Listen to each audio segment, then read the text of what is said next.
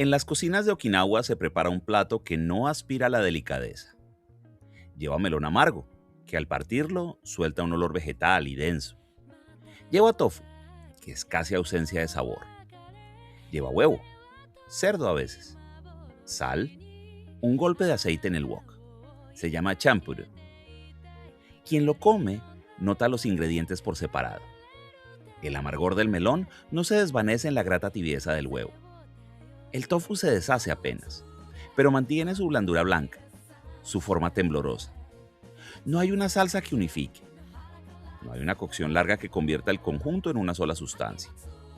Lo que llega a la mesa es una convivencia de texturas, cada una aferrada a lo que es. La palabra, en el dialecto de la isla, significa mezcla, pero no cualquier mezcla. No la fusión paciente que borra los orígenes y entrega un resultado nuevo y sin memoria. Mezcla donde lo mezclado sigue siendo reconocible, donde el paladar se encuentra con la diferencia en cada bocado. En 2004, un director de animación llamado Shinjiro Watanabe eligió esa palabra para titular su segunda serie. Venía de dirigir Cowboy Bebop, un éxito de crítica que había jugado con el jazz, el cine negro y la ciencia ficción. Pudo haber escogido un título en japonés más solemne. Pudo haber subrayado la épica del samurái que aparecía en el cartel. En lugar de eso, puso la palabra Champloo al final del título. Samurai Champloo, el guerrero y la mezcla, la espada y el wok.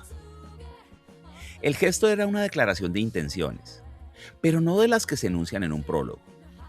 Era una advertencia casi culinaria. Lo que iba a servirse no pretendía homogeneidad. El periodo Edo, ese Japón de shogunes y cortesanas, de aldeas de pescadores y caminos de tierra, iba a ser tratado como un ingrediente más. No como un museo que hay que preservar del polvo, no como una postal que hay que enmarcar, como algo que se puede poner en el wok junto con otras cosas y saltear a fuego alto.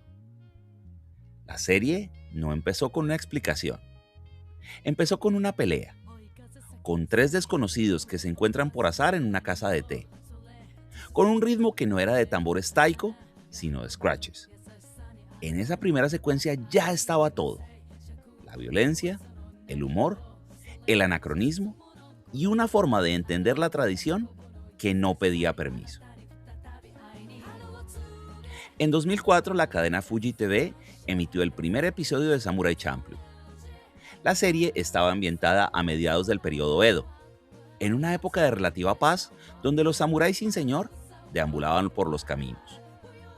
La ambientación visual era rigurosa: aldeas de madera, campos de arroz, puentes de piedra, kimonos desgastados por el uso. Pero algo no encajaba.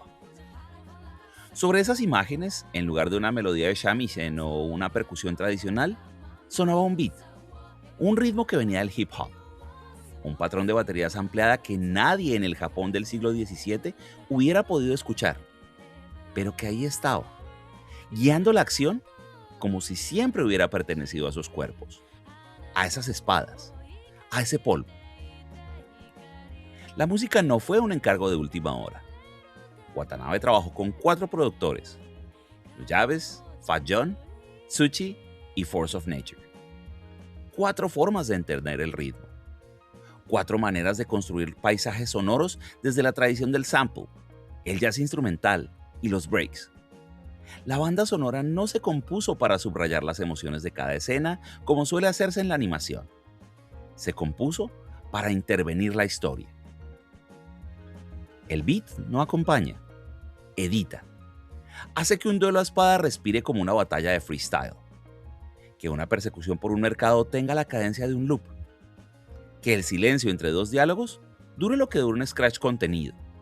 Apenas una respiración, antes de que la aguja vuelva a caer sobre el vinilo. El oído, entrenado durante décadas para esperar ciertos sonidos cuando ve kimonos y katanas, se tensa. Recibe una información que contradice a los ojos. Y en esa contradicción se instala el método de la serie. Samurai Champloo no quiere reconstruir el periodo Edo con fidelidad arqueológica. Quiere samplearlo, tratarlo como un disco viejo, sobre el que se puede posar una aguja distinta. En la secuencia de apertura, mientras suena Battle Cry, la canción de Shin02 que abre cada episodio, los tres protagonistas aparecen en poses que no son de estampa feudal. Son poses de portada de disco. El anacronismo no está disfrazado. Está puesto en primer plano, como quien pone el plato en el centro de la mesa y espera a ver quién se atreve a probarlo. Fu trabajaba en una casa de té, a las afueras de una ciudad sin nombre. Tenía 15 años. El local era modesto, de esos donde los viajeros paran a beber algo y siguen su camino. Una tarde, dos hombres entraron. No iban juntos, no se conocían. Mugen era un vagabundo de las islas Ryukyu, un cuerpo entrenado en la pelea callejera, movimientos que parecían romperse a sí mismos y rearmarse en el aire. Jin era un ronin de maneras pausadas, gafas sobre el rostro, una espada que desenvainaba con una economía de gesto que solo se aprende tras años de disciplina. El hijo del Daikan local, un joven arrogante, también andaba cerca, con sus guardaespaldas. Lo que siguió fue una pelea que no respetó paredes, ni mesas, ni clientes. La casa de té quedó destruida. Y cuando los cuerpos dejaron de moverse, Mugen y Jin estaban esposados y condenados a muerte. Fu los visitó en la celda y les propuso un trato. Ella los ayudaría a escapar si a cambio la ayudaban a encontrar con el samurái que huele a girasoles. Así comienza todo. No hay un destino sagrado. No hay una misión heroica. No hay una escena donde los tres se miren a los ojos y comprendan que son una familia. Hay una deuda y un azar. Hay un movimiento que se pone en marcha y que ninguno de los tres tiene razones firmes para sostener. La fragilidad del pacto es deliberada. En cualquier momento, Mugen podría largarse. Jin podría decidir que este viaje no le concierne. Fu podría rendirse. Y sin embargo, avanzan, episodio tras episodio, sin grandes declaraciones, sin juramentos de lealtad. La serie entiende algo que muchas historias olvidan, que a veces los vínculos no nacen de la afinidad ni de un propósito común, nacen de la repetición, de caminar juntos porque ya se ha caminado ayer, de discutir por algo insignificante, separarse en una bifurcación del sendero y más tarde, sin que nadie lo mencione, volver a coincidir. No hay una sola escena en Samurai Champloo donde Mugen y Jin se digan que son amigos. Pero hay decenas de escenas donde uno no abandona al otro. Donde Fu, sin fuerza física, sin autoridad, sin más herramienta que su determinación, los mantiene andando. Fu no tiene espada, no tiene un estilo de combate, no conoce las posturas de ningún dojo. En el Japón del periodo Edo, donde la fuerza se medía por la habilidad con la katana y el estatus por la pertenencia a un clan, un adolescente que trabaja en una casa de té no figura en ningún mapa de poder. Y sin embargo, ella es quien inicia el viaje, quien define la dirección, quien sostiene el hilo cuando los otros dos, agotados o furiosos o simplemente distraídos por sus propios conflictos, están a punto de soltarlo. La búsqueda del samurái que huele a girasoles es suya. Esa frase, que suena casi a adivinanza, a poema apenas insinuado, sale de su boca. Es su memoria la que guarda ese aroma. Es su necesidad la que empuja a los cuerpos de Mugen y Jin por caminos que ninguno de los dos elegiría por sí mismo. Mugen y Jin son fuerzas errantes, dos formas de violencia que, sin un rumbo externo, chocarían entre sí, sin dirección. Fu no solo los une, les da a ambos algo que ninguno tenía, un motivo para moverse en línea recta. La serie no la trata con condescendencia, no la convierte en doncella en apuros, no la pone en un pedestal como musa inspiradora, pero tampoco la castiga por su fragilidad física. Hay momentos en los que Fu tiene miedo, momentos en los que se equivoca, momentos en que su determinación flaquea, y la serie registra todo eso sin juicio. Lo que la sostiene no es el valor épico, es una insistencia más cotidiana, más reconocible, la de quien ha empezado algo y se niega a abandonarlo antes de entender, la de quien camina sin saber si al final del camino hay una respuesta, pero intuye que el camino mismo es lo único que tiene. En una serie llena de coreografías de combate impecables, el gesto más subversivo quizás sea ese: colocar el motor narrativo en una chica sin entrenamiento marcial, cuyo poder no está en vencer, sino en insistir, en recordarles a los otros dos cada mañana hacia dónde se camina. Mugen nació en las islas Ryukyu, un archipiélago al sur del Japón, un lugar que durante el periodo Edo era considerado prácticamente extranjero. No se sabe mucho de su infancia. La serie apenas la menciona, en fragmentos, como quien deja caer una foto rota sobre la mesa. Pero lo que se intuye alcanza. Creció en los márgenes. Aprendió a pelear antes de aprender a hablar de sí mismo. Atravesó un mundo que no le ofreció nada gratis. Su cuerpo es su único archivo. Cada cicatriz, cada reflejo, cada patada que parece un imposible anatómico es la sedimentación de una vida vivida en la intemperie. Mugen no fue entrenado en un dojo. Nadie le enseñó las posturas correctas. Su estilo de combate es una amalgama de breakdance, capoeira y puro instinto callejero. Se mueve como si el esqueleto le funcionara con otras articulaciones. No tiene código, y esa es la primera diferencia con Jin, y la más evidente. Pero decir que Mugen no tiene código es decir poco. Mugen tiene hambre. Hambre de comida, de pelea, de algo que no sabe nombrar y que quizá por eso mismo persigue con una urgencia que a veces da risa y a veces da miedo. La serie no lo juzga, tampoco lo romantiza. Mugen puede ser cruel, impulsivo, egoísta. Puede apostar lo poco que tiene y perderlo. Puede meterse en una pelea que no le concierne solo porque el cuerpo le pide movimiento. Pero también puede quedarse junto a Fu cuando nadie le exige que lo haga. Puede compartir su ración con alguien que tiene más hambre que él. Puede, en silencio y sin que nadie lo vea, hacer algo que contradice la imagen de salvaje que él mismo cultiva. El hambre es su mapa y lo empuja hacia adelante, lo saca del sueño, lo mantiene alerta. No busca redención, no busca pertenencia, busca seguir vivo, seguir peleando, seguir comiendo. Y en ese impulso primario, la serie encuentra una forma de dignidad que no necesita adornos. Su violencia no es noble, pero tampoco es gratuita. Es la memoria física de quien aprendió temprano que el mundo golpea primero.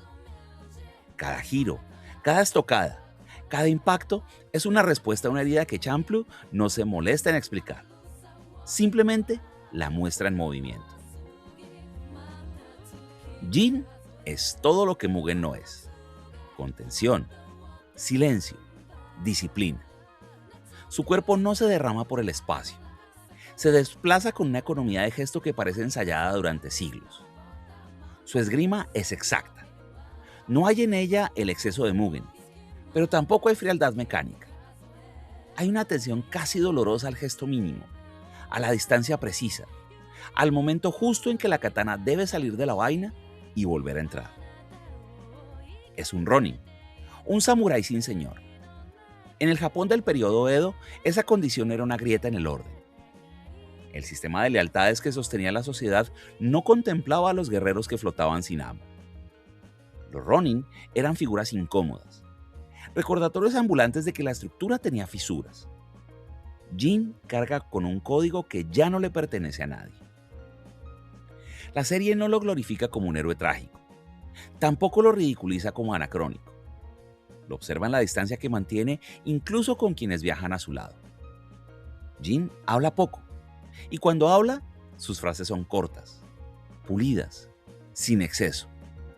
No hay confesiones, no hay gestos de acercamiento. Su cortesía es una forma de barrera. La pregunta que la serie deja flotando es sencilla y compleja a la vez. ¿Qué sostiene una disciplina cuando el mundo que le daba sentido ha desaparecido? Jin practica su esgrima sin un señor al que ofrecerla, sin una causa que la justifique, sin un dojo que la certifique. La practica porque no sabe hacer otra cosa, porque la repetición del gesto, mañana tras mañana, es lo que mantiene una estructura dentro de él. Su código no es una casa, es una habitación vacía que sigue manteniendo ordenada, a pesar de que el edificio entero se derrumbó hace tiempo. La relación con Mugen es una fricción constante. Uno es puro estallido, el otro es contención.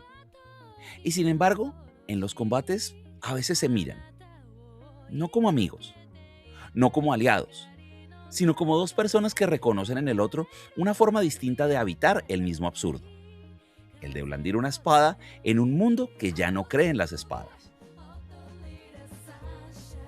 En el hip hop, el sample es un fragmento tomado de otra parte, una canción antigua, un ruido de la calle o una voz que no le pertenecía a ese contexto. Se corta, se repite y se desplaza. El sample no borra su fuente, la expone, la transforma, la hace dialogar con lo que no estaba previsto. Samurai Champloo samplea, y lo hace con la historia y con los géneros y con los cuerpos. Mugen samplea movimientos. Su cuerpo es un archivo de gestos que no deberían convivir. La patada de capoeira, el giro de breakdance, la estocada sucia de quien ha peleado en callejones donde no hay reglas. Cada combate suyo es una sesión de sampleo en vivo. Jin samplea una tradición que ya no existe, la esgrima del samurái sin señor, repetida en el vacío. Fu samplea la determinación de quien no tiene poder físico, solo dirección. La serie entera funciona con esa lógica.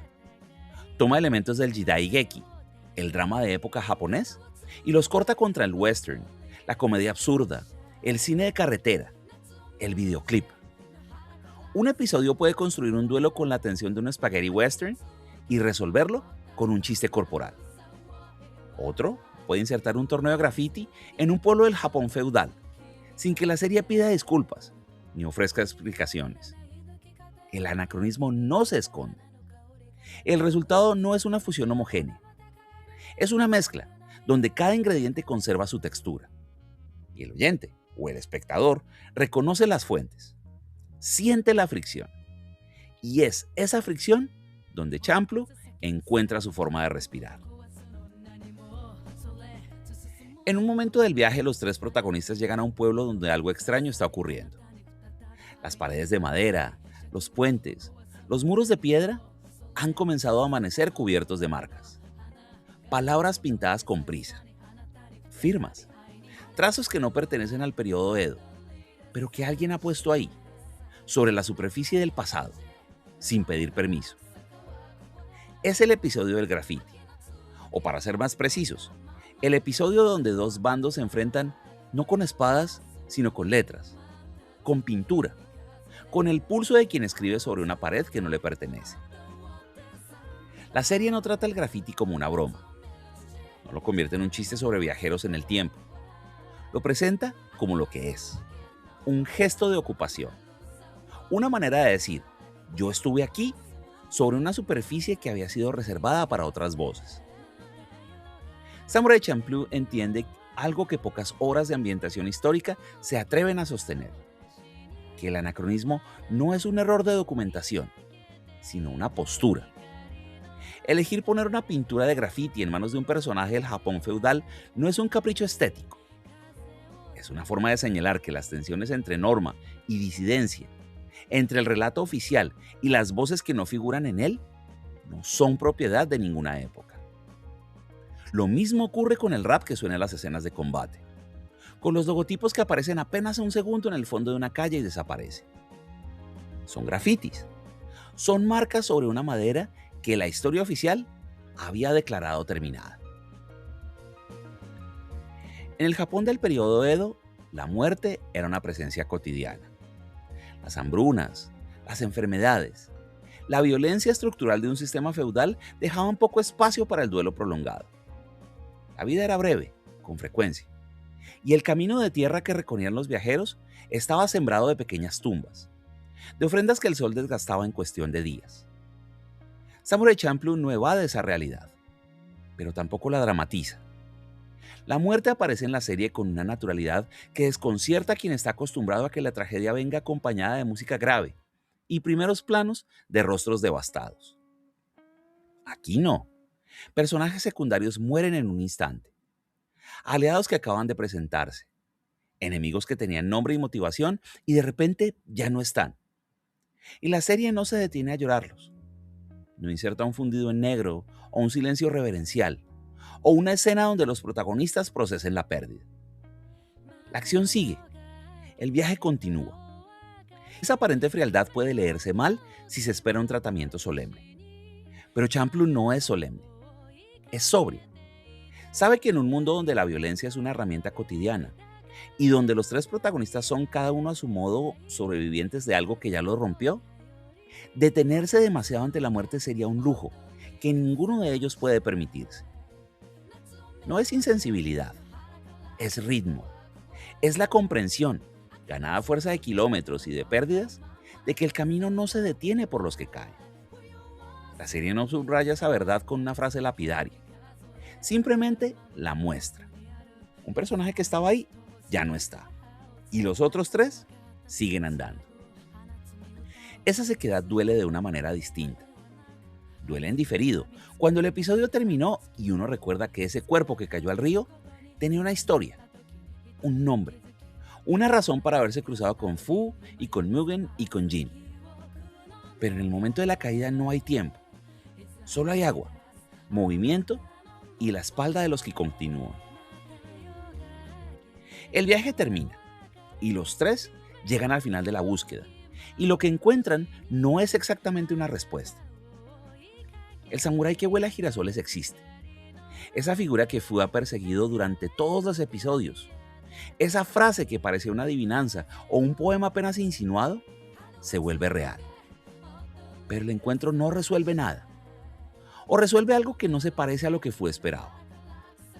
La serie no entrega una revelación épica o un enfrentamiento final con toda la música disparada. Lo que entrega es un rostro, una historia, una despedida que se produce en silencio. Y después de eso los tres se separan. No hay un adiós ensayado, no hay abrazos, ni promesas de reencontrarse. Mugen se va por un lado, Jin por otro, y Fu, que fue quien sostuvo ese hilo durante todo ese tiempo, se queda solo un instante, y luego también camina.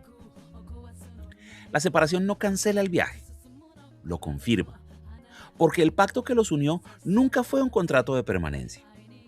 Un acuerdo frágil, nacido de una deuda y un azar, que se sostuvo mientras había un motivo compartido. Desaparecido el motivo, desaparece el pacto. Y sin embargo, algo queda. Quedan los kilómetros recorridos. Quedan las discusiones absurdas, los silencios compartidos, las veces que uno pudo haber abandonado a los otros y no lo hizo. Queda una forma de memoria que no necesita ser nombrada para existir. Lo que Champloo deja abierto, y esa es su pregunta más persistente, no es qué pasó con el samurái que vuela girasoles. Es qué pasa con los vínculos cuando el motivo que los sostenía se desvanece. ¿Qué se hace con todo ese tiempo compartido? ¿Dónde se guarda? ¿Sirve para algo después, cuando cada uno esté solo otra vez y el camino ya no tenga la cadencia de 3 pares de pasos? La serie no responde. Deja a los tres caminando en direcciones distintas, como ingredientes que después de haberse tocado durante un tiempo, vuelven a estar sueltos.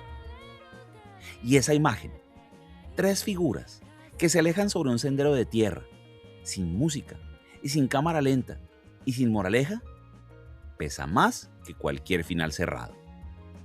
Porque se parece a la vida, porque se parece a lo que ocurre cuando un viaje compartido llega a su fin y uno descubre que el destino era, en realidad, la excusa. Gracias.